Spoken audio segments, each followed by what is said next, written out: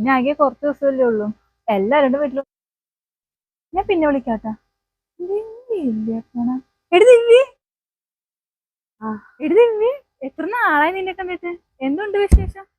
ഇത് നിന്റെ മോനാണോ? ആ എന്റെ മോന. ഇതെന്താ കോല് ഓടുന്നില്ല? നീ എന്താ കിളക്കാൻ പോയാ? ഞാൻ 2 ദിവസമായി വന്നിട്ട്. നെക്സ്റ്റ് വീക്ക് പോകും.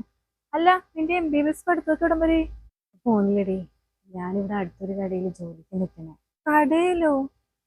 പ്രശാന്തിട്ട് നീ ജോലിക്ക് വിട്ടാ? ശാന്തേട്ടൻ ഒരു ആക്സിഡന്റ് ആയിരുന്നു. ഇപ്പൊ ഞാനും മോനും തനിച്ച്. പോട്ടെ, കാണാം.